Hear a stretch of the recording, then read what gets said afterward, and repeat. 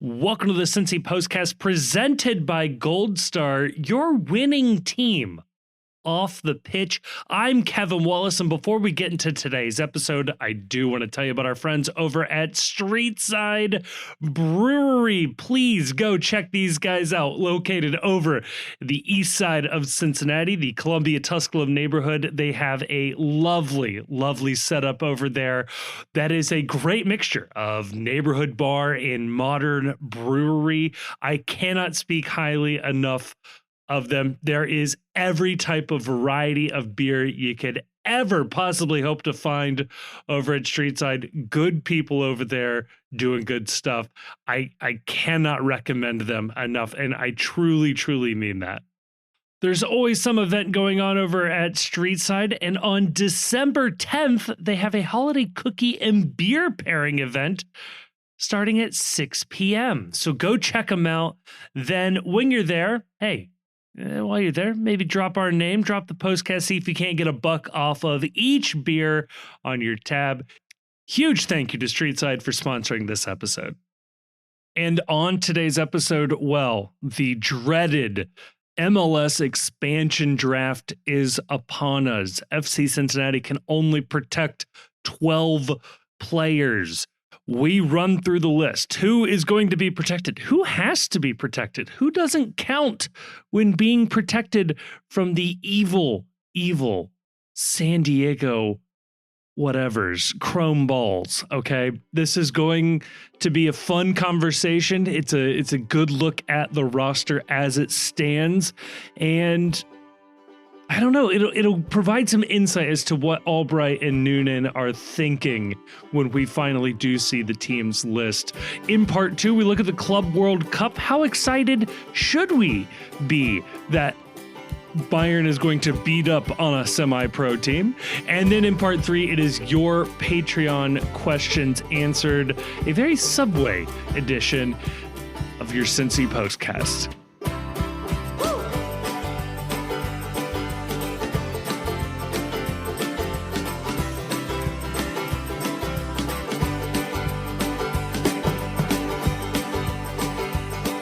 Joining me to talk about all of that and more is two gentlemen who were glued to their television sets as the college football playoff field was set, joined by the Chief, joined by Grayson. Grayson, better than Selection Sunday NCAA tournament, yes or no? No, only because the NCAA basketball tournament has more teams. And so like, it's nice to see like Gardner Webb having a genuine chance to win a national championship, right? Like if we had if we had a smaller field, Gardner Webb in a given year, or like Bucknell, High Point, might Stony not have Brook. A chance, right? Like it would be. So it's just more. Fairleigh Dickinson. More is better. More is better, period, end of story. Actually, what we are describing... It's amazing he's saying more is better following Ohio State losing to Michigan and needing the at-large bid to continue forward here. No, I think it's a great... The quest to save Ryan Day's job. It's a great format. It rewards teams for going, it's the rare format where you get to argue that a team that went 2-3 against teams with records over 500 deserved a first round bye. I was going to say Fairleigh Dickinson and Bucknell, they would all get first round byes in the NCAA tournament. The amount of times that somebody on this broadcast, the amount of energy that was spent talking about losses teams had was embarrassing. I'm sorry. It's like everybody is just talking about losses.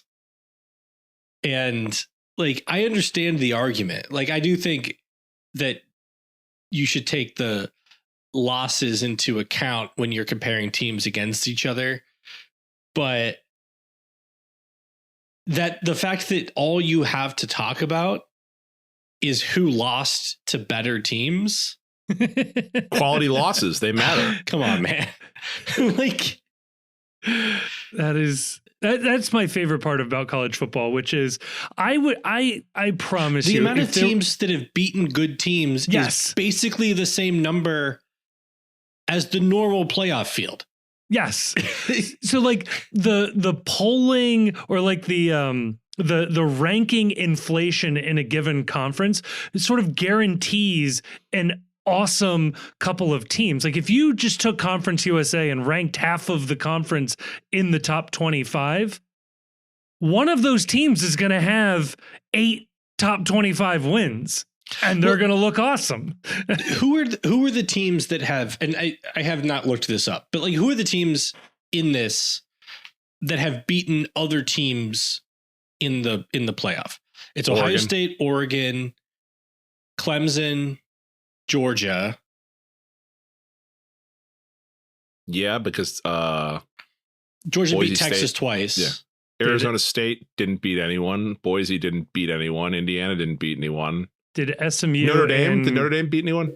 Clemson no, they didn't. Play? Did SMU and Clemson dodge each other?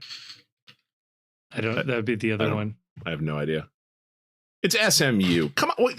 This is Pony Express is back, baby. We're doing NIL. They're the best at mid-major. it. It's a mid-major. They got lucky. Got thrown a lifeline because the ACC got raided. Yeah, SMU and Clemson dodged each other. Wow. Just Mickey Mouse. What a great conference setup. I cannot believe Notre Dame didn't beat anybody that's in the playoff. That's it. So right, like I guess who did Texas beat? Texas would be like the other one. I mean, Texas needs to spend the next 2 weeks getting Arch Manning ready to start because that game against Georgia, Quinn Ewers, woof. Yeah. Welcome to the Cincy Postcast, your college football playoff talk episode. Well, yeah, here you go. So Texas played 2 games against teams that made the playoffs, lost them both. They should be in the playoffs. Those are some good losses. Good losses. Yeah. I'm still fired up. Penn State is like if the bronze medal was a college program and they get SMU in the first round and then get the biggest fraud of all, giving Boise State a bye. Give me a break. Statue of Liberty lives on. Any one of these other teams in there would go undefeated in the Mountain West, too. That's a joke conference. I'm all for mid-majors getting a shot. That's great. But giving Boise State is a fucking joke. I'm sorry. Look, everybody loves them. They were a fun story 20 years ago. It's been 20 goddamn years since the whole Boise State is a Cinderella thing. It's dumb. Their turf is dumb. It's a gimmick. It's nice they went undefeated. This is nonsense that Penn State gets put into this fraudulent path through the college football playoff. And they'll still screw it up because James Franklin is a bum. I do agree that Penn State got a Georgia also beat Tennessee. So like Georgia's the only good team in this whole fucking thing. Or Oregon. Oregon. See, the BCS was right. Okay. Like we need to have 12 teams to figure out that Georgia and Oregon are the 2 good teams. No. So I know people are sensitive on this topic because their child designed into the college football playoff format, and they're understandably defensive about their child's idea there. Yes, but I would hear you, like, Chief, like in a normal year, like if it was like a 4-team or even like a 6-team playoff, and Boise State was in the field and got a bye or was like the 3 seed or whatever, I would totally hear out that complaint.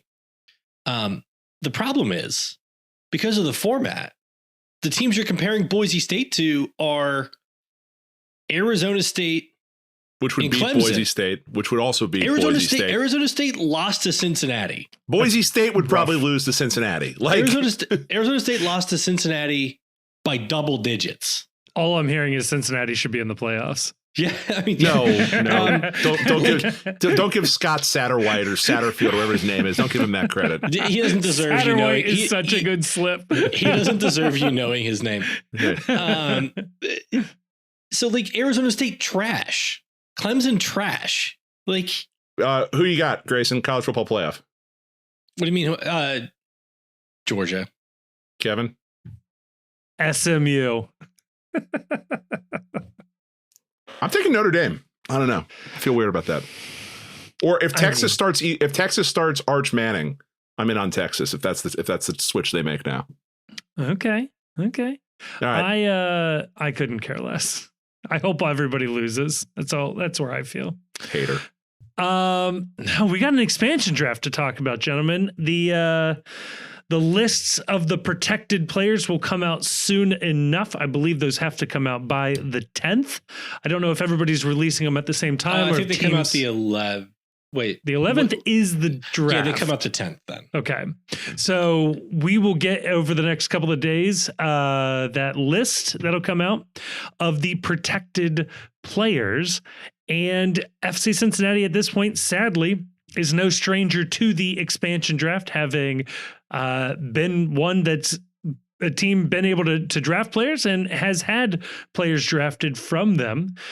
Despite having a player taken last time around, FC Cincinnati is still on the hook for offering up a player for the dirty bastards over in San Diego to potentially steal one of our players. Just some quick background here.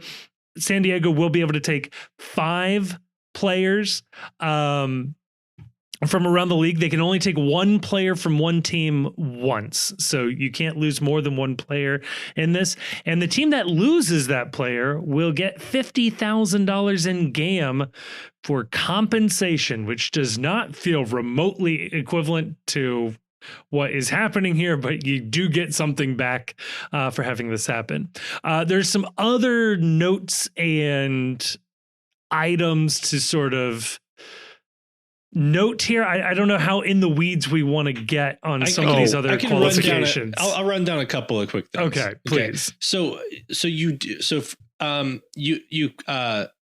players that are free agents or out of contract at the end of the month, you still can protect them. Yes. Like if San Diego picks a player who's a free agent, then San Diego gains the right to be deemed that player's incumbent team for the purposes of negotiating their free agent deal.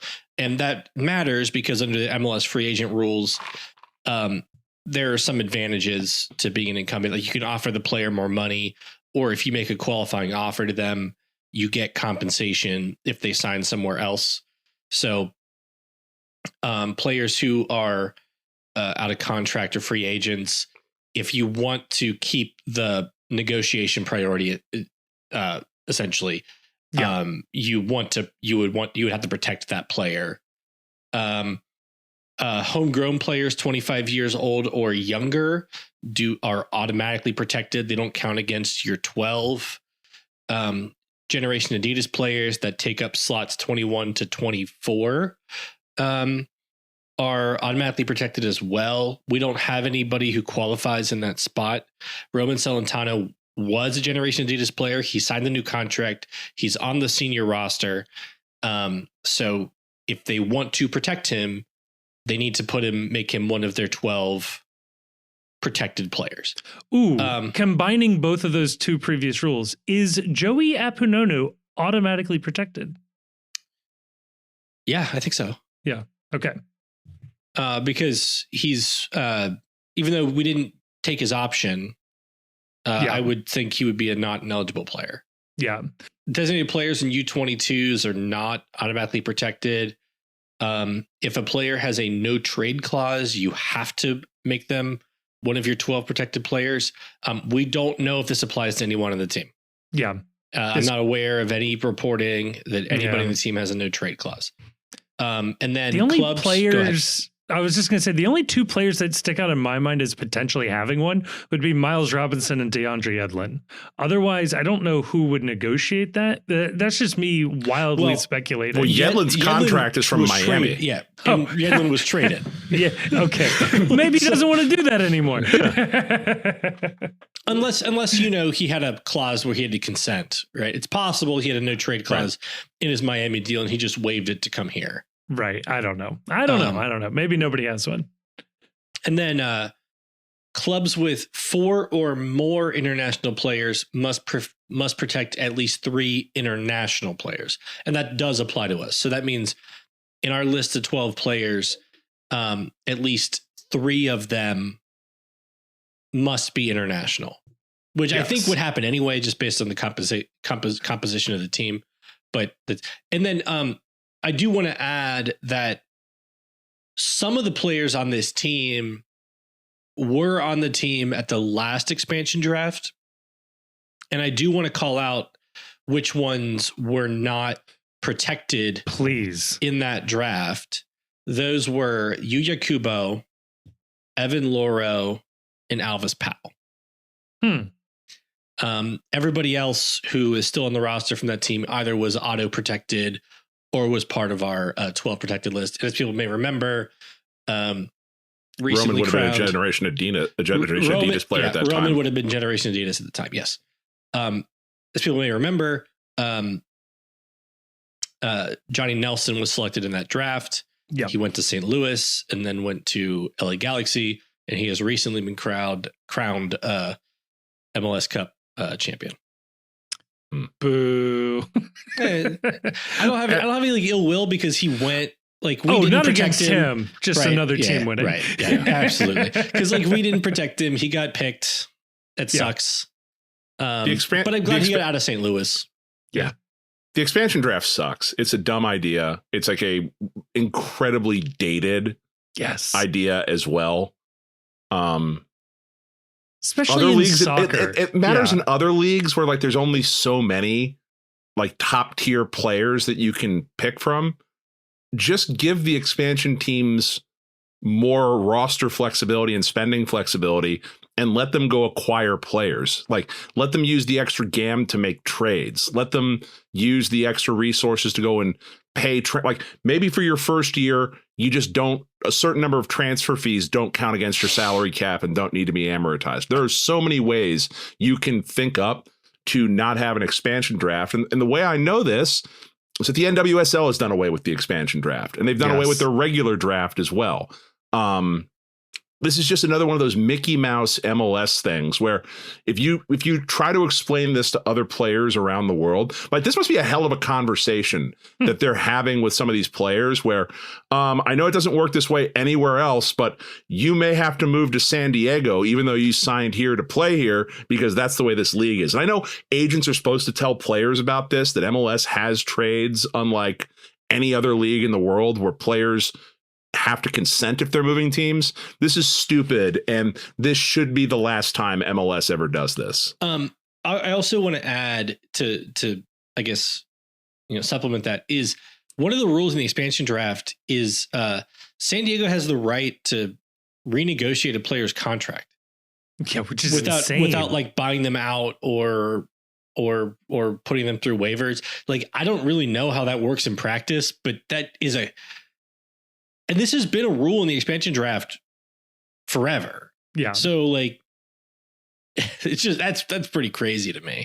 Can the player not agree I think to the player negotiation? I think the player cannot agree to it. Okay, I think it's more of they don't have to, like exercise an option or right. Or waive a player and then put them through waivers and then renegotiate.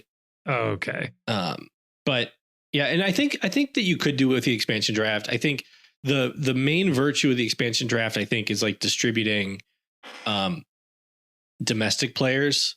Yeah. And you can get around that either by goosing up the GAM or letting expansion teams having like a phase out of like expanded international roster spots for like the first year or two, or some combination of that. Yeah. It doesn't seem like it needs to exist. And I also say that keeping in mind that FC Cincinnati had probably the worst expansion draft of all time. It's very disheartening to go back and look at the lists of players who were available to FC Cincinnati at that time. And sure, we have the benefit of hindsight knowing how some of those guys pan out. But even at the time, there were some pretty obvious picks that could have been made. Oh, boy. So with all of that, I think we have a list of players here that we're going to run through and decide whether or not they should be protected. We'll highlight if anybody is automatically protected, and then consider maybe some of the edge cases here. For the list that I put together, I started with the base list of players that are coming back in 2025 that the team pulled out. But then I have added to this Yamil Assad and Nick Hagland, only because while their contracts will be expiring with the team in, say, a couple of weeks, the team has indicated they want them back, and they could potentially be picked in the expansion draft, at least the right to negotiate with them or wherever their status is. I don't know if Yamil Assad qualifies for free agency. He should. He is free agent qualified. So both of them do. He had an option, but by virtue of us declining the option, he's a free agent. Yes. For people who are curious, the MLS Players Association puts out a list every year of players who are free agent eligible, and that list includes players who have options but would be free agent eligible if that option was declined, and Yamil Assad was one of those players. Gotcha. Also, protecting Yamil Assad in this case does not mean FC Cincinnati has to then pick up his option. Well, they've already declined his option. They've already declined his option. Yes, but yeah. But I wouldn't read too much into, well, maybe you should. I don't know if he is protected, whether or not they're leaning one way or the other. So I have this broken down by position. So should we just start at the top of this list and work our way down? Hey, just get on the list, yeah. Okay. First up, wait, one. Oh. Are you just gonna say protected players or just the whole list? Let's go position group by position group, and we'll say who we protect out of that. Okay, yeah. That's fine. Okay, so we'll start with the goalkeepers, which is weirdly heavy with goalkeepers, with 4 of them on the roster: Roman Celentano, Elliot Can, Evan Loro, and Paul Walters. Of those, I have Roman Celentano as being picked to be protected. Nobody's eligible for auto protection. There are no international players in this group. I'm fine with that. I don't think any of these goalkeepers are likely to be picked, so I don't think there's any risk in leaving any of them unprotected. The only one who might be a risk is Ali Khan, and coming off injury, I would be surprised if he would be an expansion draft pick. Walters is auto protected. Ooh, that's right. He's a homegrown. Can was protected last time, but Roman was auto protected. Right. I agree that Roman should be the only one of this group protected. I think there's a non-zero chance if unprotected Can gets picked. Yeah. Because 50,000 if he gets healthy, 50,000 GAM for a keeper of his quality doesn't feel like a bad deal for San Diego. But even given that risk, my thought on it is like, I don't think Can's going to be in line to be our starter next year, and I know they like having multiple, quote unquote starters in the goalkeeper room. But if San Diego picks him and they're like, we want to give this guy a chance to start, why stand in the way of that? Right. Yeah. And also I would be very comfortable going into 2025 with a goalkeeping room of Roman, Evan, and Paul. I think they would add to it, but yeah, but I think there's like options. Yeah. But I mean, I think they would add to it with a younger player is what they would do. I think. Yeah, probably. Yeah. Roman's not the baby we once knew. A couple of years experience, supporter shield under his belt. Yeah, you don't necessarily need a league veteran right behind him. Okay, so Paul Walters automatically protected. That was my bad. That means Can and Loro unprotected, Roman protected. Now we move to defense. Our list is we're at 1. Yes, that leaves us with 1. Are you keeping track, Kevin? I will keep track. Right. Yes. So that moves us on over to defenders, which is much more crowded, as we are aware. Before we get to defenders, I do want to make a stipulation because we could talk about the other aspect of this later, but I want to simplify this exercise. Let's assume nobody is traded tomorrow during the half-day trade window. Yes. Yeah. Let's talk about that. Let's talk about that later. But I want to say, let's assume put a pin in it. we're assuming that this roster is intact come the expansion draft. Yes. Okay. Perfect. Okie dokie. So Roman is our one. Okay. Now moving over to defenders. I'll run through the list. We've got Cheeto Awaziem, Teenage Hidabi, Matt Miazga, Ian Murphy, Alvis Powell, Miles Robinson, DeAndre Yedlin, and then the aforementioned Yamil Assad and Nick Hagland. Of those, you've got Awaziem and Hidabi, who are international. None of the others are. And of that group, I have Cheeto, Teenage, Miazga, Robinson, and Yedlin being protected. That would leave unprotected Ian Murphy, Alvis Powell, Yamil Assad, and Nick Hagland. Anybody want to make an argument for protecting one of those or unprotecting one of those? So I have here 5. Okay. I would also protect Ian Murphy. I would too. I would protect Ian Murphy, and I would consider leaving Teenage Hidabi unprotected. I would protect all 6.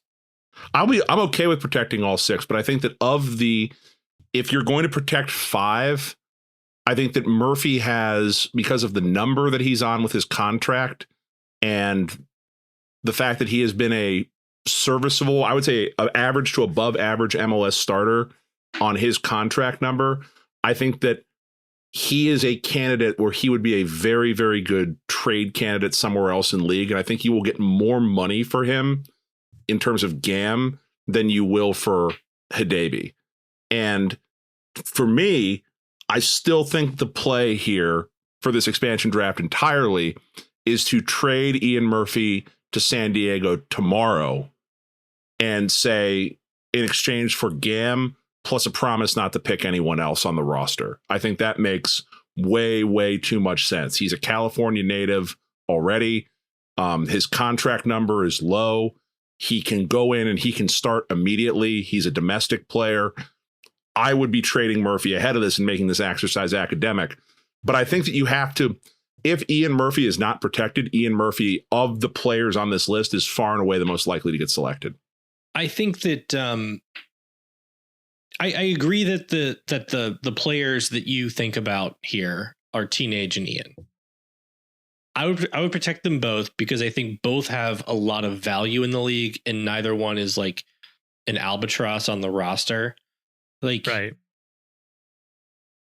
Worse center backs than Teenage on significant salaries went for like $500,000 in GAM or more last year. Yes. If there's a market for him, if you need to move him, and you don't even need to get that, but like 50,000 just feels so cheap for him. And same with Ian. Like I think you can get better. I like the idea of trading Ian, or Teenage, or in the half day trade window and to San Diego or somebody else. Right. Because either way, like moving them makes your protected list decisions a little simpler. Yeah. That as we go through this, you'll see why I unprotected Murphy. Yeah. For me, I have all 6 protected. Okay. All right. I can roll with it. No argument for protecting Yamil Assad. I think here's the argument for not protecting him. I don't think that if you have for San Diego, I don't think he is good enough for San Diego to risk picking him and him deciding that he wants to go play someplace else. Right. Not having a contract. There are so many teams in MLS now, and there are so many players left unprotected. I don't see where Yamil is so good that you would take his rights and then have to negotiate with him. I don't think that that's a risk. I think that Albright tipped his hand on it a little bit. He said that we want Assad on the supplemental roster. Yes. That means we're not intending to take advantage of any, incumbent team advantages you get from having his rights, right? Like we're saying, like we need you, like because under free agency, he's capped at a $25,000 raise on the open market. Yeah. Under the MLS free agency rules, and I don't. And if we wanted to give him that, we would have just exercised his option. Right. We want him back on the same number. So we're saying to him, whether we give him some, a side development deal or not, is kind of think beside the point, because you can get that at any team. Right. Yeah. So there's no advantage to maintaining the incumbent rights if our stated position is we want to give him a deal that keeps him on the supplemental roster. So I'm not protecting him, because if San Diego wants to pay him more money, enough money that puts him on the senior roster, right, they or somebody else is going to sign him anyway. Right. He's free to go to them anyway. He's free to go to any team that wants to give him more money. Yep. And the amount of money that we've offered him is not large, so I'm not protecting him. Right. I love him. Unlikely, but would be very funny if I were San Diego. I'd be tempted to draft Nick Hagglund and ransom him back to us. I think he'll just retire, and then we have Nick Hagglund's rights, and we can give him back to you for 150,000 GAM. Yeah, Hagglund coming off an injury and whatever. I just don't see it. He's towards the tail end of his career. If somebody wants to, if San Diego wants to offer him, $250,000 salary to play for them, no hard feelings, Nick. Go enjoy the vacation, and they can offer him that without. Again, we're not going to use because if you're the incumbent team, you're not subject to the same restrictions as other team on the open market are. But I don't think we're going to offer Nick $250,000, right? No. If some team on the open market offers it to him, and he wants it, he's going. And he wants it, he's going. It's fine. We shouldn't feel bad about it. But there's just no advantage to protecting him. Yeah, and that leaves Alvis Powell as the only one under contract that we're comfortable with leaving open. And I think that speaks for itself. He's behind Yedlin. He's good depth, but he's certainly replaceable in this roster. Moving on over to midfield. We have Luciano Acosta, Alvaro Barreal, Pavel Buca, Steven Jimenez, Obina. Steven Jimenez is auto-protected, homegrown. Yes. Auto-protected homegrown, Luca Orishano, and Dado Valenzuela, who is also auto-protected. Of those, Buca, Woboto, and Orishano are international. Barreal has a green card. He was away for a year, but I think that still applies.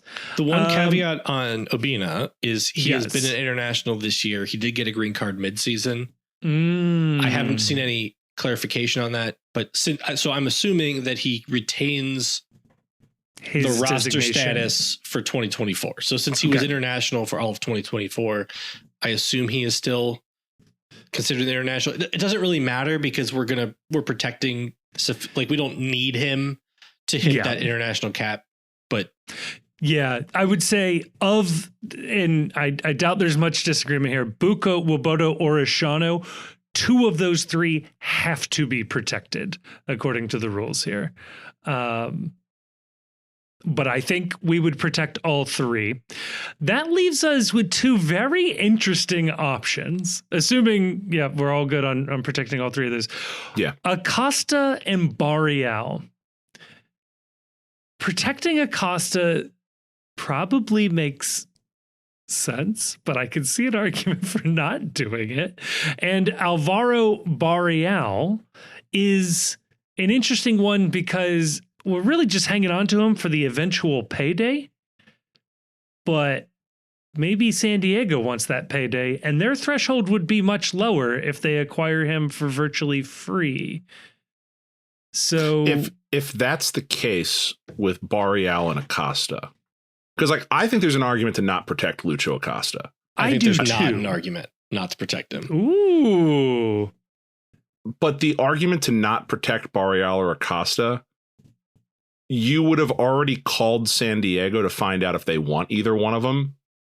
And that would be a trade you make tomorrow morning or Monday morning in the half-day trade window. You trade Alvaro Barreal's rights to San Diego for some amount of GAM, and then they can figure out how to make a deal with either his club, Cruzeiro, down in South America, or they bring him back. So maybe the answer is you trade Barreal tomorrow morning for $1 million in GAM. And then if he wants to come back and play for San Diego, they've got a potential MLS best 11 talent. If he wants to move on to Cruzeiro and they can get more than $1 million in the GAM conversion, cool. But if you're not protecting either one of them, I would think that you're trading them ahead of the expansion, getting more money, plus the promise not to poach anyone else off the roster. Okay, but I'm assuming no trades. I'm assuming no trades too. So if there's no trades, I think you have to protect both of them.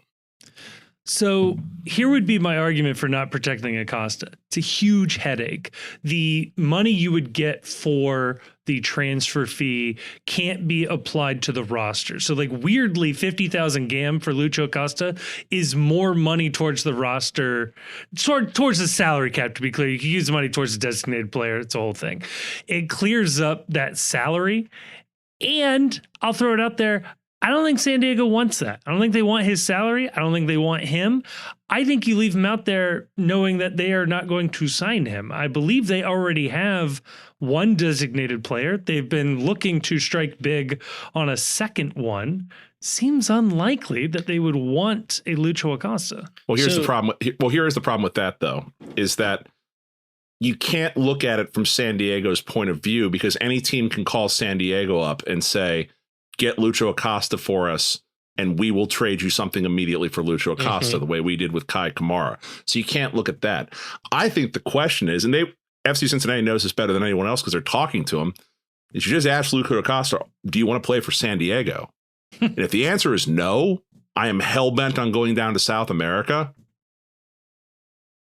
I mean, that would be, for a player that said, I'm done, I want to go back to South America, I don't want to play in this league any longer.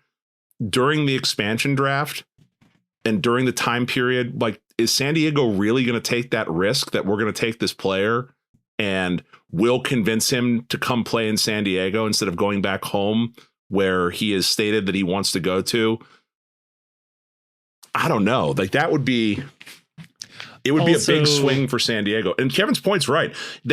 Whatever they sell Lucho for, if they're going to sell him, and I do think he's going to be sold, that money is just going into the ownership's pocket. They can't convert a dime of that to GAM or anything else that's roster. So by letting him go to San Diego for $50,000 in GAM, that's $50,000 more dollars in GAM than this team would get no matter what the deal they sell Lucho Acosta on. Yeah, but Albright in his press conference talked about owner money, like there being like kind of a budget of like owner money that they're willing to spend for these, U22s and DP type positions. And if you sell, Lucho for $3 million, that $3 million isn't converted to GAM, but it theoretically gets added to that budget for, Lucho's replacement and for U22s and like the pool of money available for all these various slots that we hope, get filled. So like, I'm not. And honestly, like if I'm Cindy, Chief's absolutely right. If Lucho's available, some team that doesn't want to spend a transfer fee for a player of Lucho Acosta's caliber, is on the phone with San Diego. If San Diego doesn't do it themselves, because like San Diego is like pretty much expressed, like they're not going to be a big spending team. They did spend for Chucky, but that was their splash, right? Like they're going to be a development team. They're not going to be like they hired a coach who is a youth coach. Like they are going to be a development team.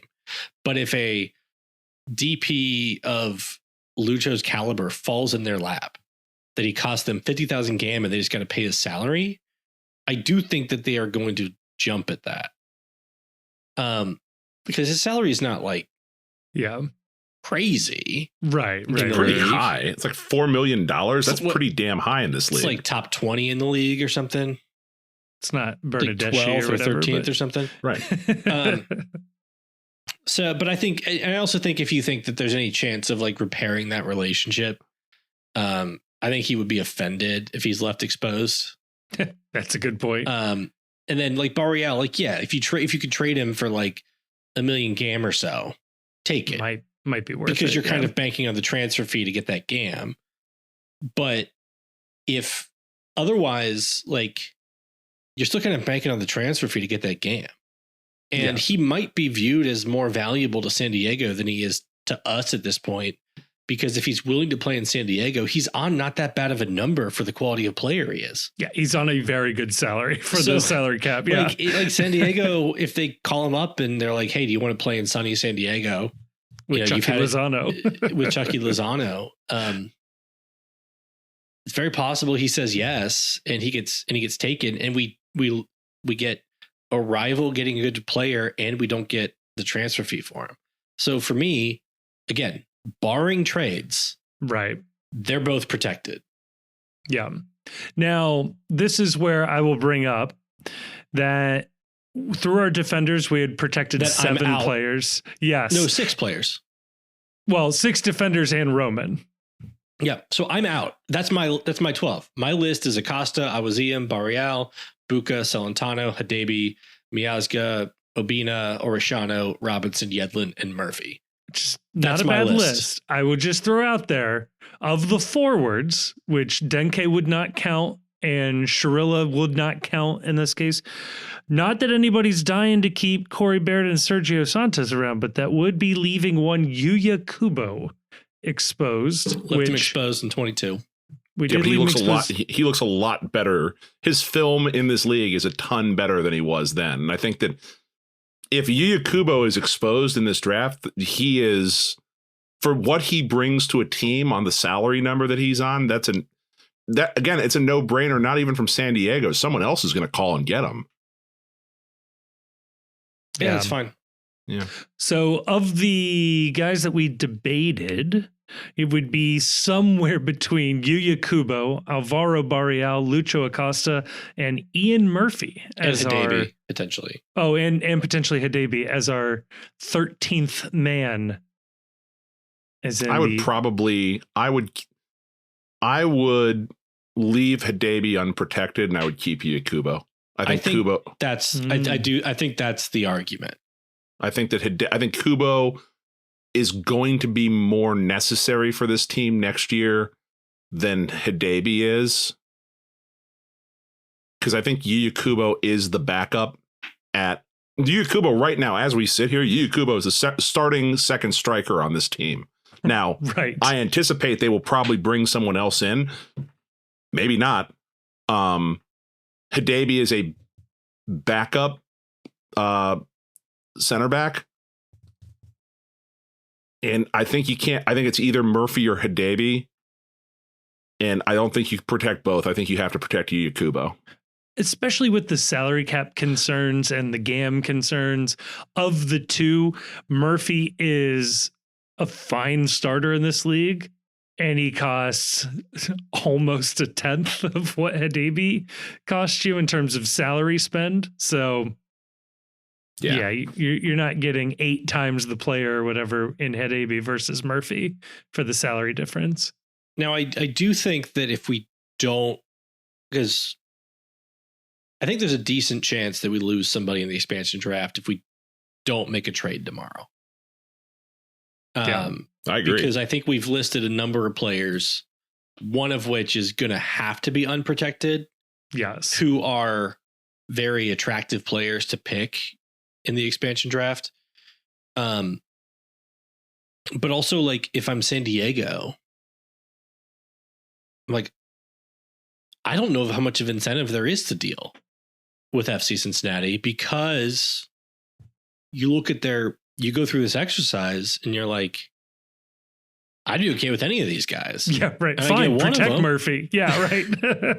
unless they really, really want Ian Murphy, right? Right. But I guess, Albright said he's been talking to Tyler Heaps, and they've been doing all these GM meetings and stuff, and maybe he feels like he's got a good. Well, the incentive to pick to do the deal is that you get 5 expansion picks, and you already have a ton of bonus GAM. And if you can make the deal for Ian Murphy tomorrow for some nominal amount of GAM, then you have effectively gotten 6 expansion draft picks. And assuming you know what you're doing, and you're better than what FC Cincinnati was during our expansion draft, like you can, like those picks are valuable. And, you know, what Albright can do is that he can trade Ian Murphy and then he can be right back on the phone to San Diego saying, oh, by the way, we really like this other player from this other team. You know, hey, maybe Ian Murphy maybe if Ian Murphy's value on the open market is 300,000 GAM, maybe he goes to San Diego for 100. And also, we're going to be calling you on draft day, and we have a lot of interest in picking some player that or help getting some player and giving you resources or giving you somebody else for that player. Yeah. I don't know, with the number of protected players the problem they're gonna have. I might go as far as to say I'll be surprised if they don't do a deal with San Diego tomorrow in some way. Yeah, so we should talk about that now. I mean, as if we sort of haven't this whole time, but the half-day trade window opens tomorrow 9 a.m. tomorrow. Today, as you're listening to it, may have already opened by the time you've listened to it. Before we go to the half-day trade window, just around the horn, which player would hurt the most to lose of the players that were either not protecting or were on the bubble about protecting? Yuya Kubo would hurt the most. I don't want to see him play for another MLS team. Grayson?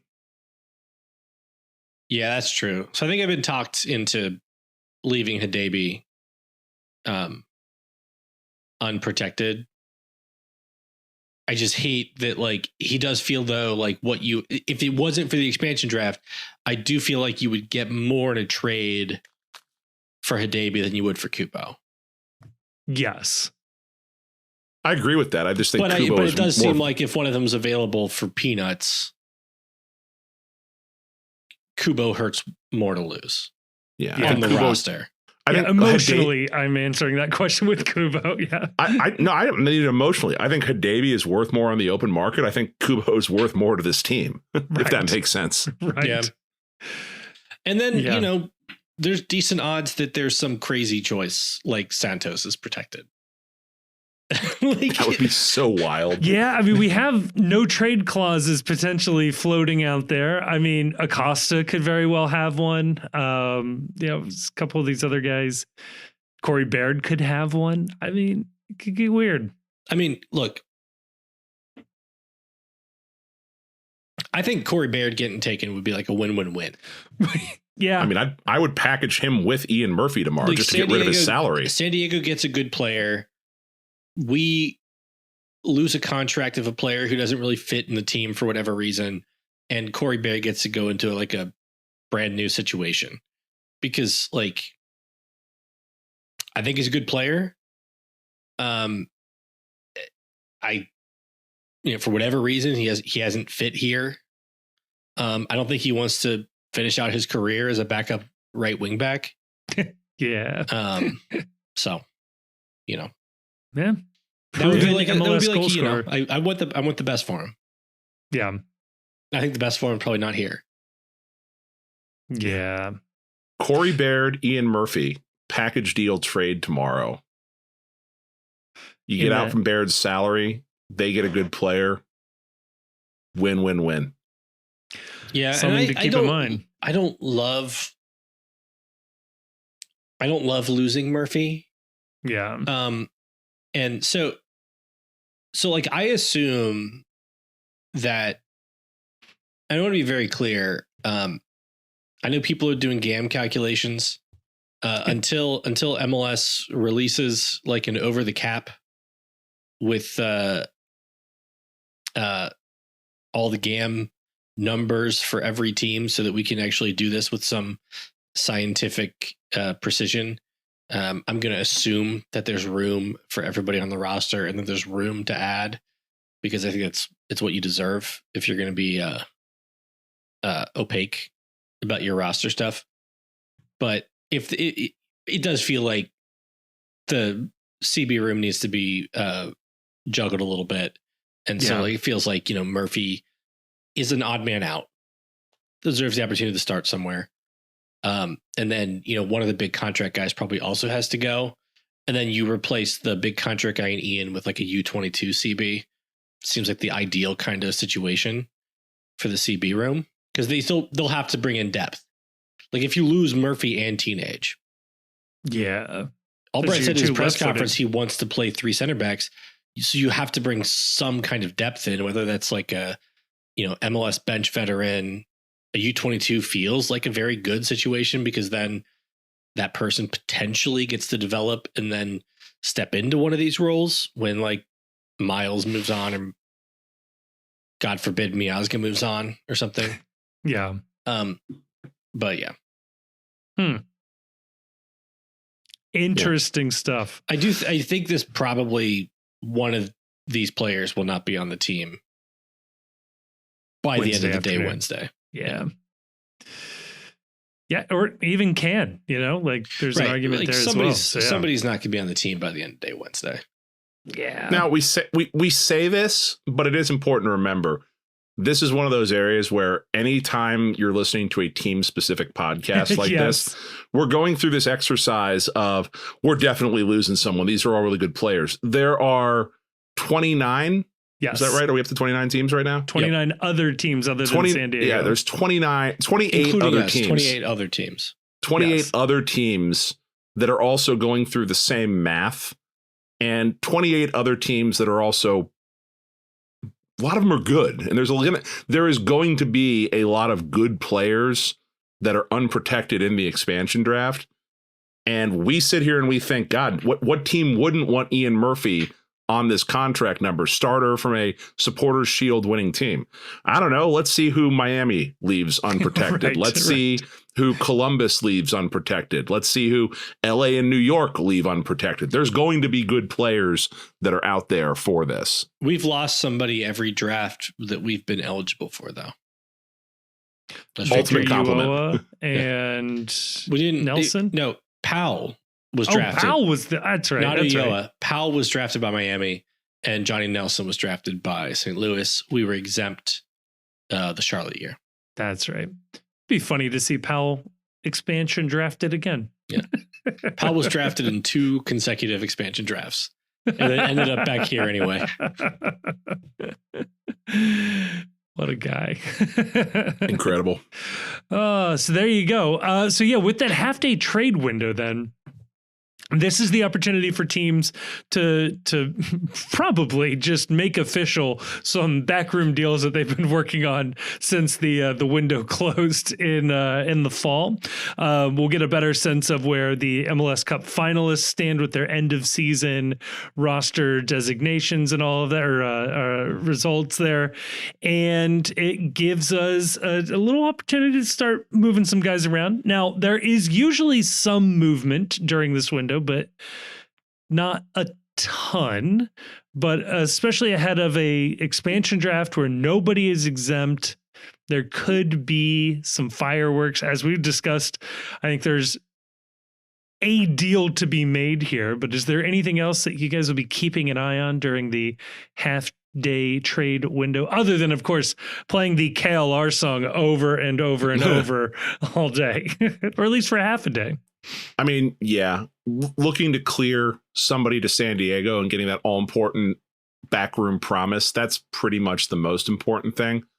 There are some players where, like a Corey Baird, that wouldn't surprise me if he got offloaded somewhere in this window. If you're looking to make a deal, like if you're in the position where you think Ian Murphy is more valuable going in the open market than going to San Diego, you can always trade him tomorrow ahead of San Diego even taking him, and then he's not available for selection. Same thing with Cheeto. If you're going to trade him, you trade him tomorrow, and then you don't have to use a spot protecting on him, especially if you're just getting GAM back in return and you're not getting a player back in return. So I think that's what I'm watching for. The other thing to remember about this too, and this might be, might be self-evident, but Kevin Denke does not need to be protected because he isn't actually a member of this team until the transfer window opens up in January.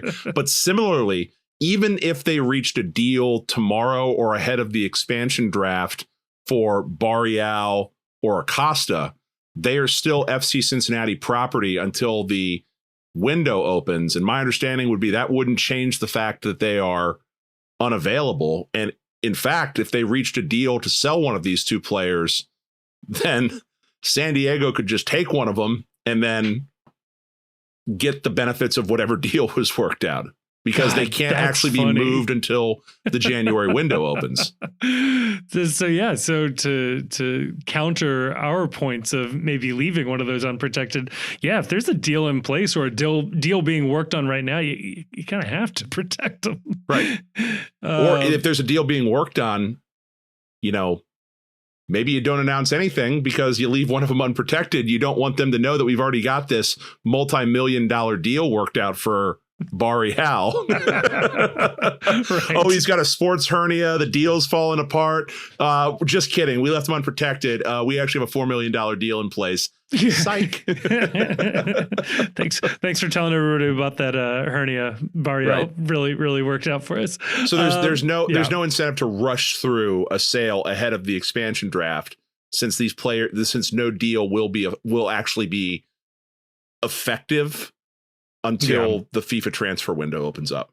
Yeah, that tracks. We'll see what happens. It'll be interesting too.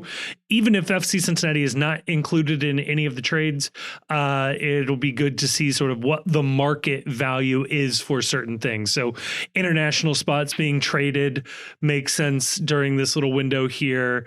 So you get a sense of how much that is going for. You'll see if there are some defenders being moved, helps sort of gauge the value of where a Murphy or Hadebi may be on the MLS open market. So always worth keeping an eye on. Although, as I sit here and think about this, what would MLS do if we announced that we had a deal for Lucho Acosta and then left him unprotected? I would almost be willing to. I wonder. I think they would probably say no.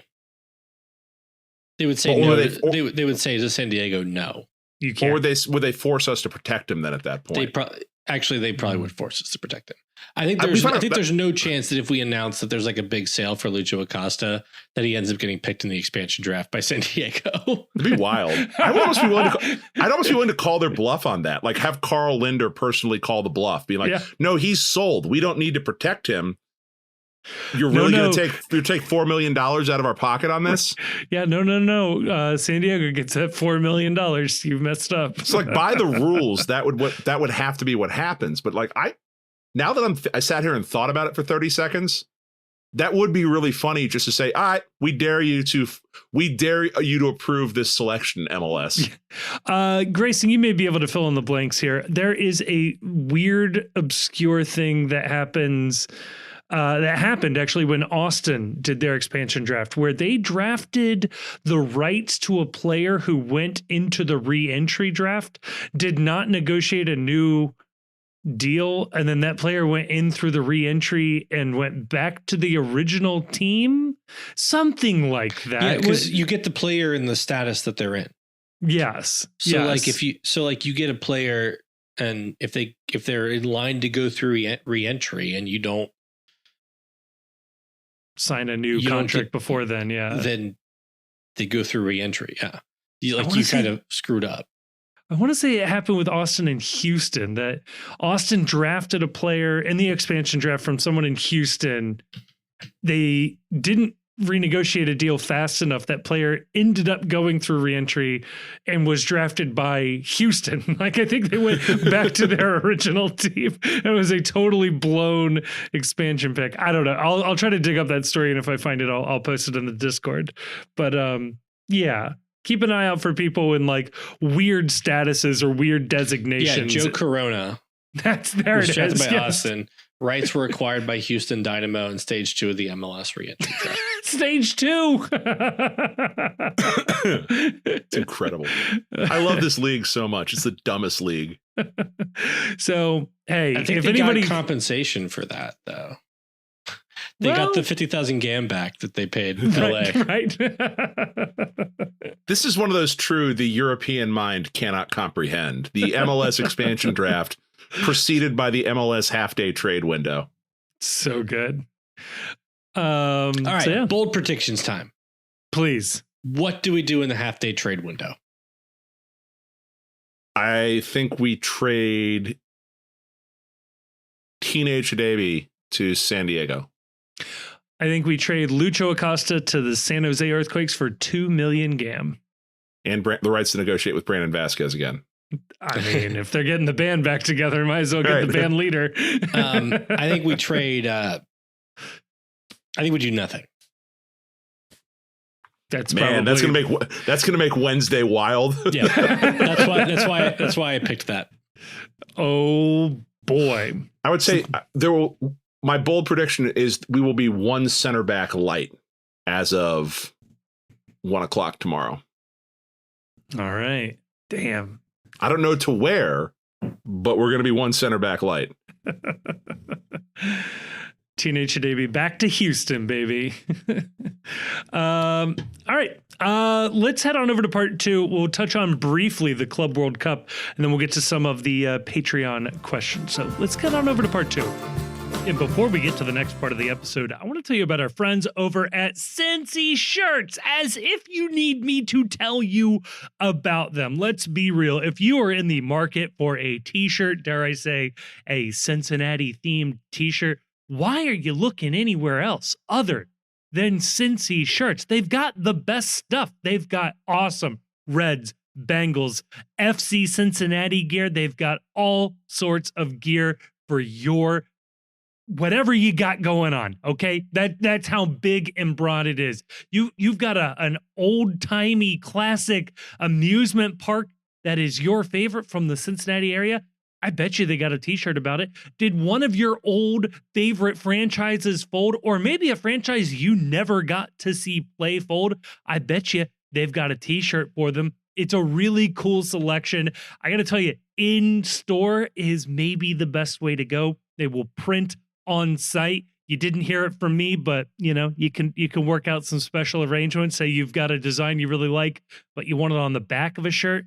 I bet you could talk them into it. Okay. It's a good time. It's a really, really good shop. They're good people over there. You can find them in Loveland. You can find them in Oakley Hyde Park, and you can find them in Northern Kentucky, and they print online as well. They'll ship to you anywhere. Now, here's the best part. They sell gear for the post. That's right. You want an Opie shirt? They've got that. You want a one of the 12 shirt? They got that. You want to let folks know how you feel about San Diego? Boy, there is a shirt to show people that, okay?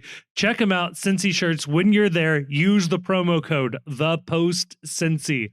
All one word, all caps. They'll knock 10% off of the entire order. That works on post gear as well. So please do not buy our stuff at full price, okay? Use the code, knock a couple bucks off for yourself. So thank you to Cincy Shirts for sponsoring this episode. Thank you, listener, for using the code. All right, we are back, and I just wanted to note this. I don't know how big of a deal this thing will be. Clearly, FIFA is trying to make this a big deal. I think it's fun for Cincinnati, but there's also, conversations around players boycotting or protesting in some way, participating. But the Club World Cup in 2025 is a brand new expanded format, something that they're going to try to roll out every 4 years. A tournament that they are hoping will provide some more engagement, and larger tournament, larger prize pool might mean more teams are trying. There was the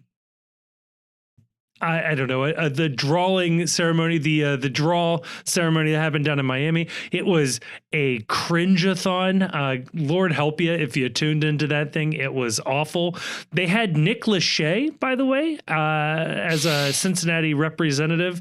He was filmed in his backyard, or someone's backyard. It looked like a very small backyard from what I remember.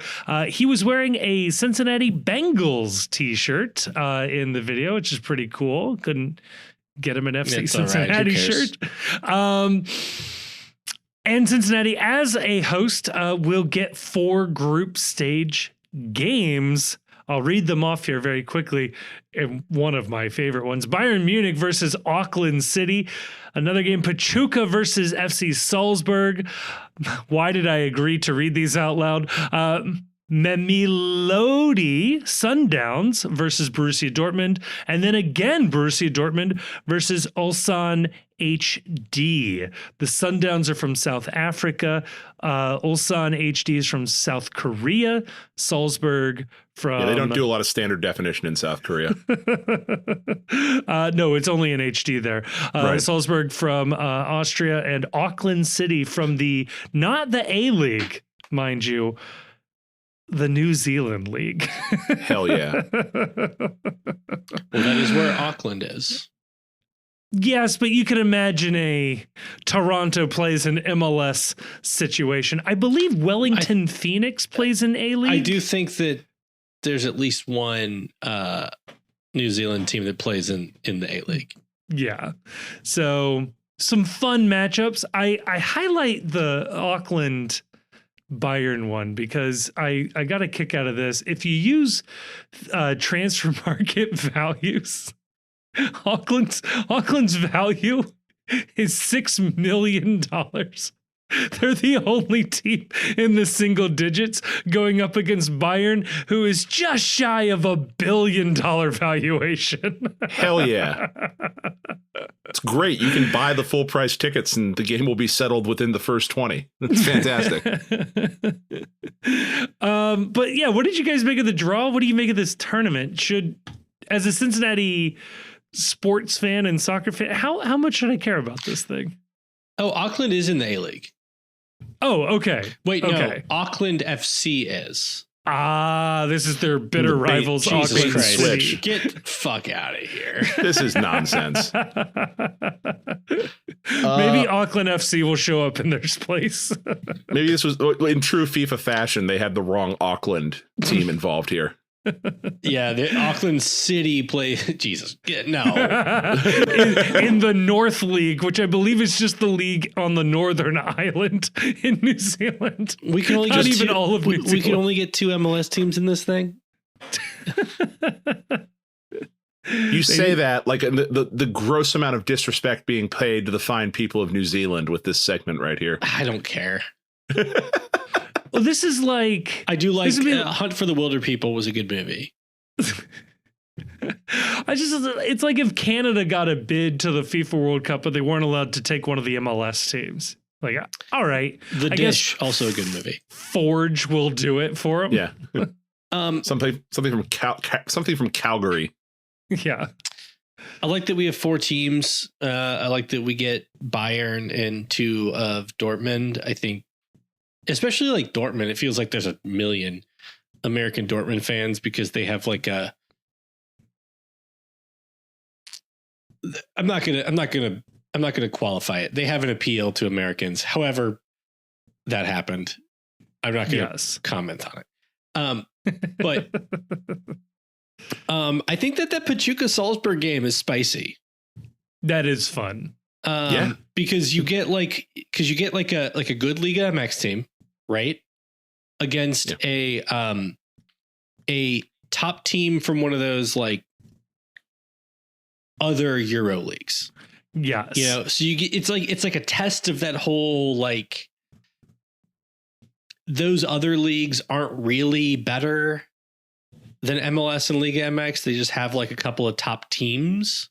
Yes. So like I do think it'd be interesting to see how Pachuca matches up with Salzburg. Like that feels like a legitimately competitive game that will give you good narrative. Very fun team to watch. Yeah. I think as a Cincinnatian, I think it's really cool that Dortmund and Bayern are playing in TQL Stadium. Yeah, I think that's really neat. There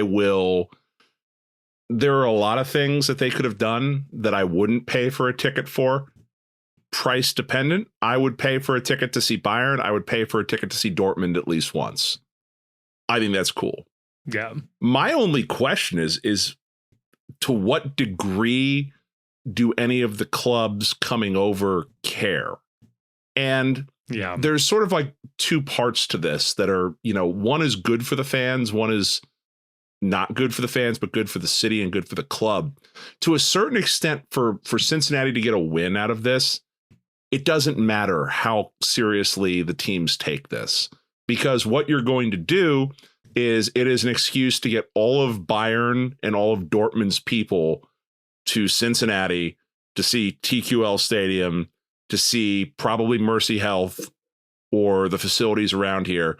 And it's a chance to make relationships with two very, very large clubs over in Europe who send talent out on development. And boy, wouldn't it be nice if you also saw the great work we did with Yerson Mosquera, who immediately walked into a starting role at Wolverhampton. If you find yourself with young players, look at the environment and look at the facilities and look at what we can do for them. So I think this is going to be a massive win for the club and for potential contacts and relationships that don't really matter to fans, but might produce something interesting on the back end. This could be incredibly cool for the fans too, if FIFA finds some sort of a whale to really up the prize money, if they spend the next 6 months really incentivizing the clubs to care. Because on paper, this should be a blast. This should be just the coolest thing. Like everything you love about Champions League on steroids, because the rest of the world gets a chance to compete. And, it's a chance to see these clubs playing on American soil in something that matters more than the International Confederations Cup, where they just go through the motions, give the fans a chance to cheer. And like, if these teams give a shit, and if they can be incentivized to give a shit by sponsorship dollars, a better TV deal, all these sort of like nuts and bolts things, which FIFA's a corrupt organization. They can work this out in a couple of months. They can get this going. Right. We have a new incumbent administration that's coming in that might be very eager to make some sort of a grand spectacle of something happening in the United States. There's an opportunity here for this to be fun. And like with German teams, hell, throw a mini Oktoberfest down on Central Parkway right there by the stadium. Yeah. Like get all the German beer tents out there, have everyone brew some special beers for the occasion, and the local breweries, get them to partner with the various Germanic societies, Donnerschwaben and everything like that. And, if any amount of German fans decide to travel for this, it could be a blast. I don't know. Yeah. It just the disparity between how this could be is so wild. You could end up with just JV teams going through the motions, or you could end up with the full first team for Bayern and Dortmund and an assload of traveling fans from Germany tearing up over the Rhine, looking to get torched up and have themselves a time watching a football game. Like that would be rad. Yes. But I don't know what to expect. Yeah, I hope, I want this to be fun and I want this to be good. Like, I don't mind an every 4 years Club World Cup that is structured this way. This sounds like a ton of fun. I'm looking at some of these matchups here. Like that Group C is Bayern, Auckland City, sure. But then Boca Juniors and Benfica. Yeah, that sounds fun. Like if you get to see those teams play against each other. Seattle Sounders group looks amazing. PSG, Atletico Madrid, and Botafogo. What's going to happen there? All these groups are cool as hell. Yeah. Club Lyon and Chelsea, like in the same group in that Group D. Yes. Now this is the Leagues Cup, baby. This is the true Leagues Cup. Yeah, this is just like, and like, if they could just figure this out, there's no reason why you couldn't go year 1 World Cup, year 2 Women's World Cup, year 3 Club World Cup, year 4 Women's Club World Cup. Like you could just run it and just have a cycle. So the thing about like, let's say Dortmund versus Ulsan HD, right? Yeah. Right. Maybe MVP. Maybe you could go into it and think, well, Dortmund is not going to take this match seriously. It's a group stage match. Who cares? I bet Ulsan HD takes it seriously. Yeah. And then Dortmund has to take it seriously. Yeah. Right? Yeah. You'd hope. Like they're playing Dortmund's their babies. like way better than Ulsan, but like we see in cup competitions over in Europe that when you get past like kind of your regular first team guys, even against like lower division opponents, especially motivated lower division opponents, it kind of equalizes. Yeah. These bigger teams, their backbench is young. It's very young. And these other teams like Ulsan, like I don't know them, but I'm going to guess they've got grown-ass men on their team. And grown-ass men versus teenagers is always very funny to watch. So I would love to see grown-ass that. men don't like to be embarrassed. Right. No. No, but like if the clubs take it seriously, then the fans are going to take it seriously. Yeah. And if the fans take it seriously, that means that that you're going to get fans traveling, that they're going to want to buy tickets. They're going to want to come to these cities. That's where I think the magic in this will be, because one of the other aspects of this that I find to be tremendously funny and will be profoundly unsettling is that if this gets taken seriously, you're going to have a TQL stadium filled with yellow and black.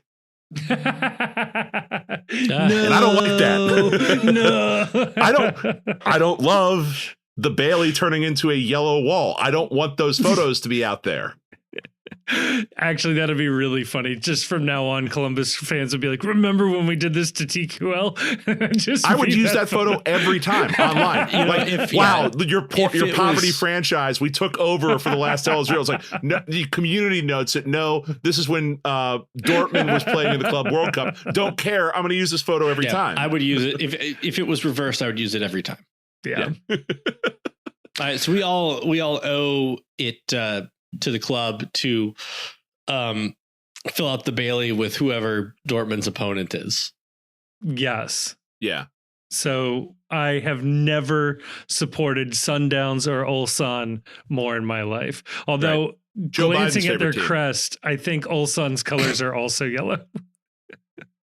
Or Sundown's colors are also yellow. Yeah, they wear yellow. And No, green we're and just blue. interested Ulsan fans the entire time. We're rooting for Sundowns. Auckland also wears yellow. What the shit? This is bullshit. God, you know, this is what happens when Jeff Birding focuses on the arena and takes his eye off of what's happening, you know, in his own stadium. Okay, so here's a question. Are we all in agreement that, like, I think it would be fun to attend a Bayern game and a Dortmund game? Are we all in agreement on that? This would, like, in theory, this would be fun to attend. I will probably attend a game, but honestly, like, I got the Pachuca game circled. Okay, so and what is then, as long whatever But game I do think it's extremely cool that Bayern and Dortmund are going to be playing in TQL. I do want to express that, and I think that should not be undersold. Yeah. I think the Pachuca game sounds fun as hell too. Here's the question: what's the price point you remain interested in this at? Oh. I'd pay $200 to go to the Pachuca game. $200. I was going to say under 100, but yeah, they're not going to be cheap. They're all sold through FIFA For a good ticket. Yeah. That's a good call. Get in 100, good ticket, 150, 200. I think feels right. Yeah, I would they're going to start at 3. Yeah, I would also, I think, get a Pachuca something to wear to the game. I'd pull for Pachuca that game. Yeah. rep for the continent. Yep. Yeah, any CONCACAF jersey counts as Pachuca support. I bet if I did like a 23andMe, there'd be some Cornish in my background. What a throwback. How many people will suddenly really be proud of their German heritage as soon as Bayern and Dortmund show up? Oh, so many. An uncomfortable number. Yeah. I can't wait for like AFTAB to do some kind of event with like somebody from Bayern Munich and talk about like the city's German heritage. It's gonna be real good, and not embarrassing at all. I can tell. It's not one bit. I'm looking forward to it. Ich bin ein Dortmunder. Bayerner. We have to set this out now. We've already decided we're a pro Leagues Cup podcast. Are we a pro FIFA World Cup podcast? Yeah. In all its forms. FIFA World Cup, FIFA Club World Cup. Yeah. I only support FIFA Beach Soccer World Cup. Yeah. I'll allow that. I think this could be rad. And until it turns into a disaster, I'm going to choose to believe that this will somehow, some way, this will be cool. If people want to have fun with it, they'll have fun with it. That's how I feel about it. I think also there's enough, even if this doesn't become a thing where like people from Germany travel for this, I think that both, like what we lucked out with is that with Dortmund and Bayern specifically, there are enough domestic fans of those two teams that I could see large traveling contingents of people in the United States, because they don't travel the United States as often as a lot of the Premier League teams do. Yeah. And I don't know. It's going to be fun, I think. You know, I think there'll be enough. The bullet we potentially dodged was Lucho Acosta joining Boca Juniors and then playing for Boca Juniors in the Club World Cup in TQL Stadium. No. We did dodge that bullet. As he points to the Boca Juniors badge saying, "This is my city. This is my city." It's still my city. I still own you. A Boca Juniors versus Monterrey, Lucho versus Vasquez. That could have been really annoying. Oh, well. So there you go. Won't happen because Brandon Vasquez is going to be a San Jose player, apparently. Allegedly, yeah. There's that sucks, right? Like I have a right to feel a little miffed about that. You can feel miffed. I don't. Just a little, not a lot, a little. FC Cincinnati clearly was not interested in making him a DP. I assume he's going to go to San Jose as a DP. Yeah, because he's going to have a transfer fee and want a similar salary to what he's getting. Would they send him out on loan? But even so, like his salary at Monterrey is very large, above max TAM as it is. So, I don't feel bad. Like I would have taken Vasquez last year as our DP striker, to be honest, and I think it would have made a big difference. But I only would have taken that in hindsight. Like I wouldn't have been happy about it if they had done it. Right. Right. But on top of that, like this is we're I'm not going to pocket watch Brandon. We're Kevin Denke's team now. Yes. That's true. Yes. Yeah. Denke. Cool. All right. Well, hey, let's head on over to part 3. Let's answer a couple of quick Patreon questions, and let's get out of here on this Monday.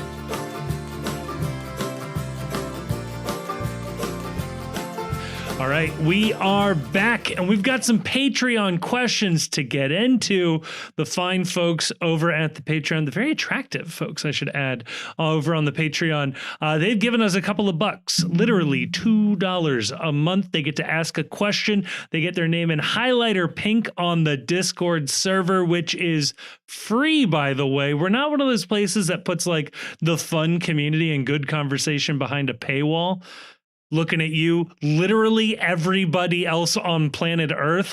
Weird decisions being made by every other group. How dare they like money? I mean, why are we paywalling conversations? What is this? Just come on in, say hi. We're pretty accessible, maybe even too accessible.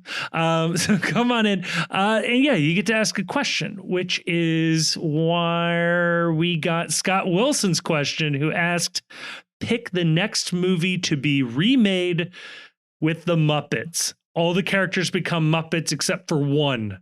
Which movie and who stays human?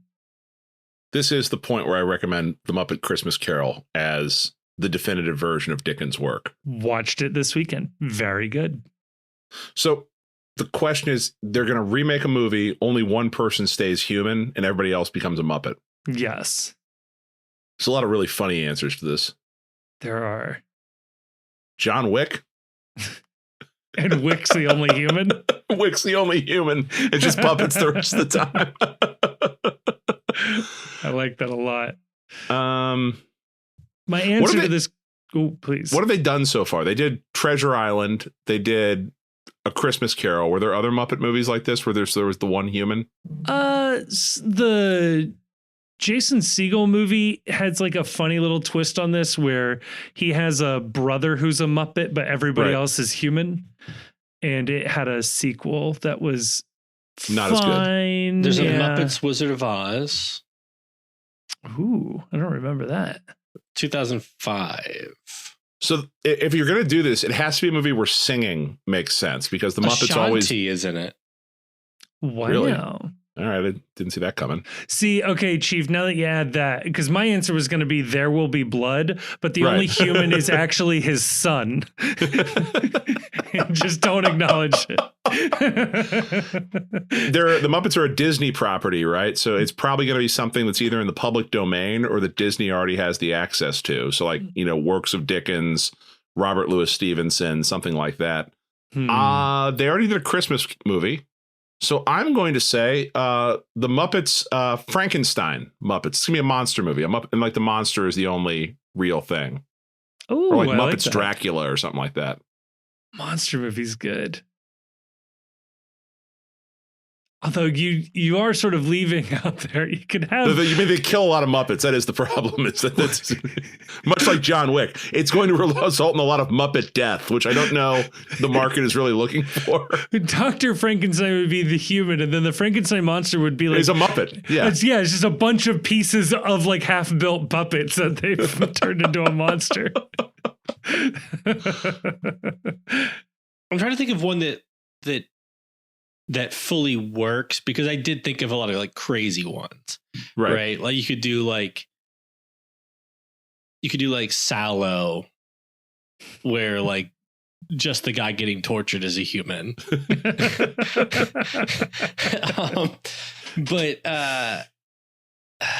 So like, I felt like it's like a James Bond spy thriller. No, I think it's got to be a nice movie. Okay. And so like you can't. I don't want to do another Christmas movie.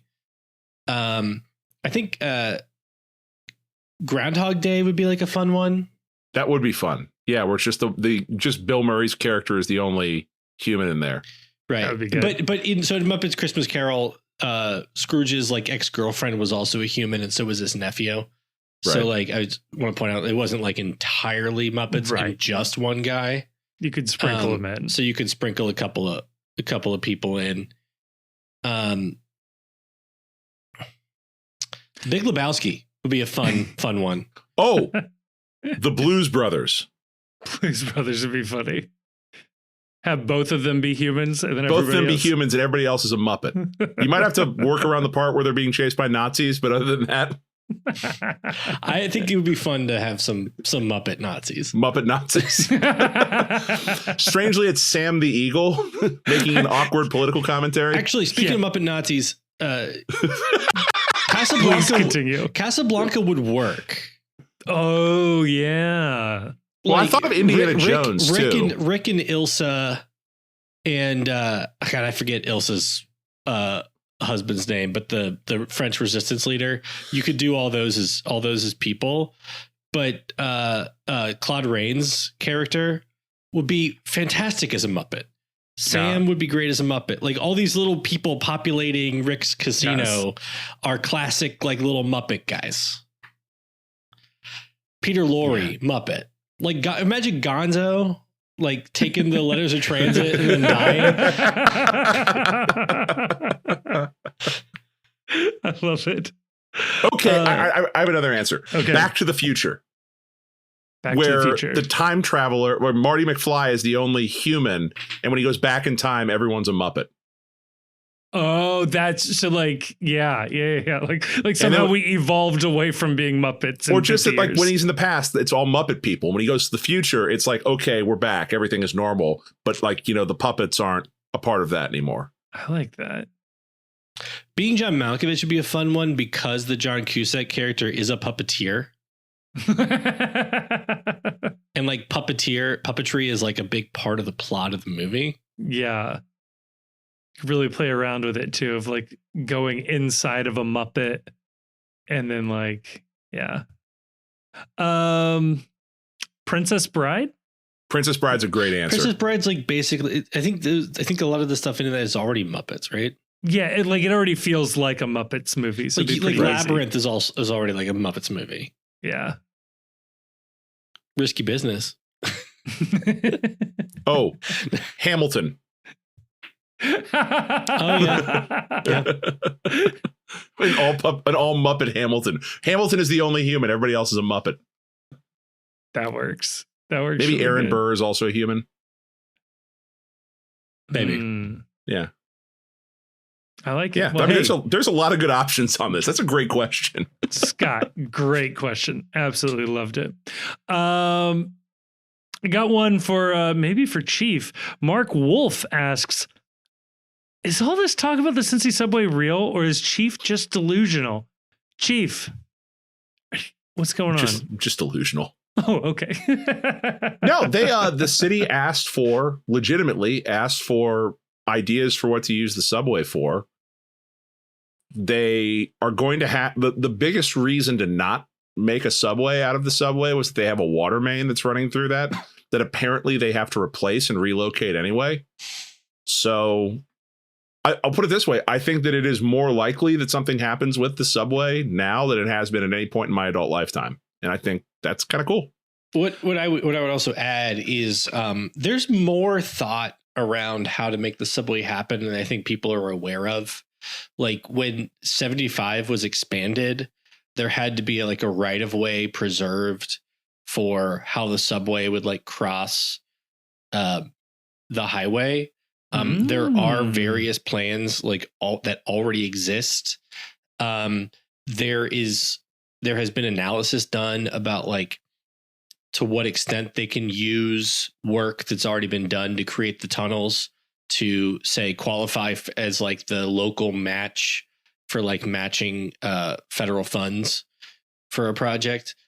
There's already been thought given to how you would connect the streetcar to bring it down into the subway tunnels and, be able to connect the subway to the streetcar and make it work with the, bus rapid transit in North Side and stuff. People have put together a lot of thought into things. It's not really accurate to just say there are just empty subway tunnels, right? There's plans and thought, there's organizing that would have to be done. And, obviously a lot of money found for stuff like that. But an enterprising group of people could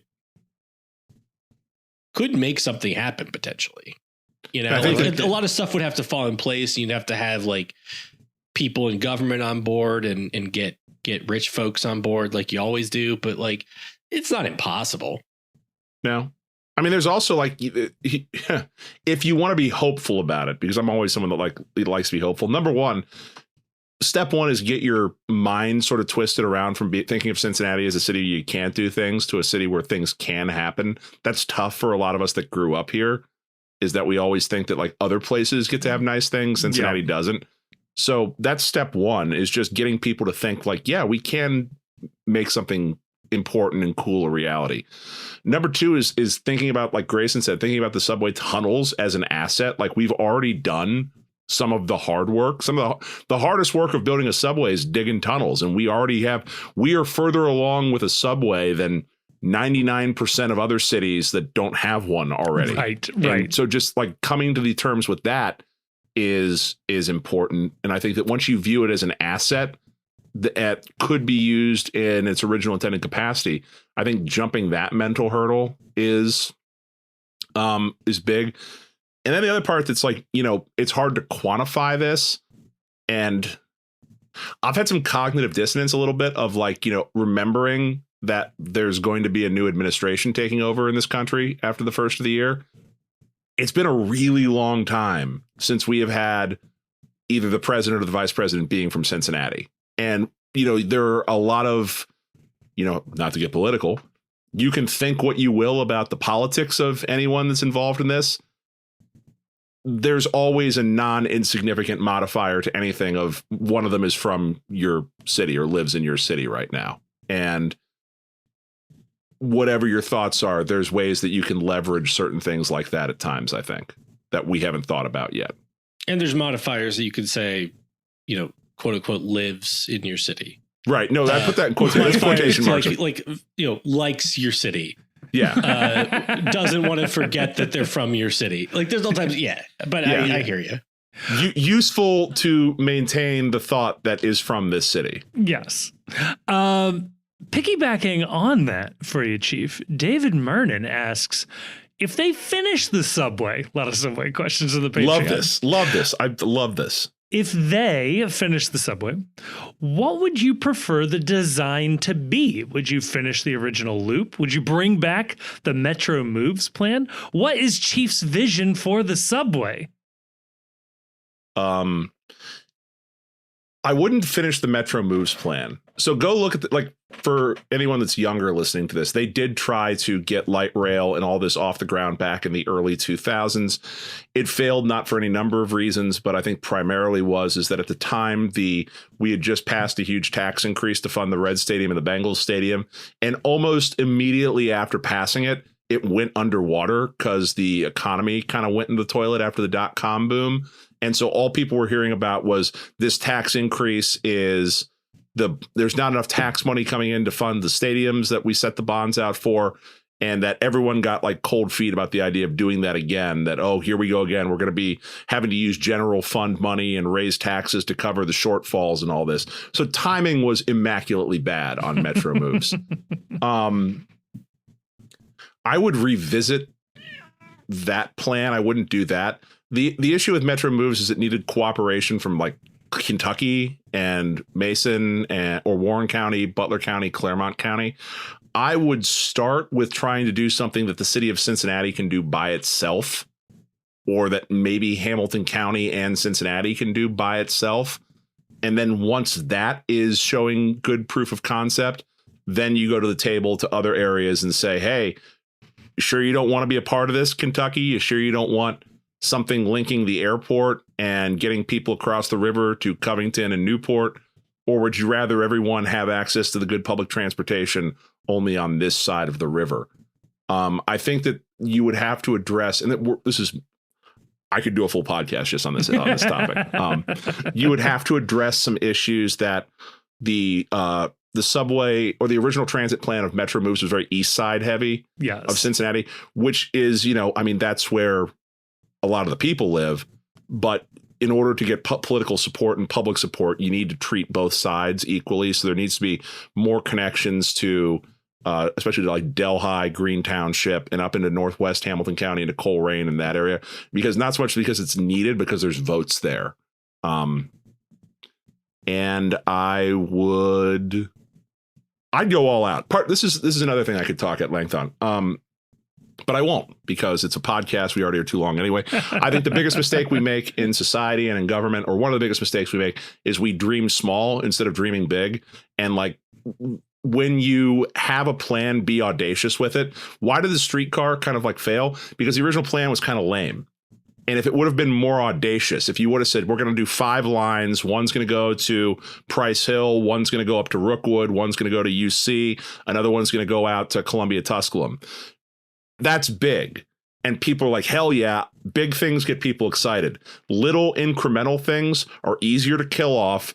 It's easier to ask what's in it for me, for people that don't see their immediate area being impacted. And it doesn't, spark the imagination. So what I would do with all this is I would attempt to come up with a plan that sparks the imagination of people. And something where it's like, I could see this being transformative for the city versus something that's just sort of half baked and we're doing it just for the sake of doing it. Boom. Love it. Grayson, thoughts? I think that, based on 2 Patreon questions, I think a dedicated Subway episode maybe in line. I think we could probably we have to put our heads together. We probably have to find. I bet we could find a couple of guests to. Yeah, I recently came into possession of a book on the history of the Cincinnati Subway that I haven't cracked open yet. But somebody gave that to me. There you go. I think that there's If you want to see a full Subway episode, or if you would listen to a full Subway episode, let us know. Yep. And if there's demand for it, or there's people would be interested in listening to it, yeah, I'm into it. I think it'd be a ton of fun. Yeah. But yeah, Chief, I'm with you. Go big or go home. Okay. Connect as many Cincinnatians as possible. Let's do this. Let's build it out. I think that's going to do it for our Patreon questions for today. There's still plenty more to get to, but we'll be back later this week and with the results of the half-day trade window and the expansion draft. So pour one out for the 2025-2024 roster. It's probably going to change. So yeah, there you go. So here's the deal. I would very much like the expansion draft to go well for Cincinnati. I would not like to lose any of our players unless that's someone we actively want to lose. So in the interest of maintaining good vibes for this, ooh, yes, I'm just going to say, fuck Columbus.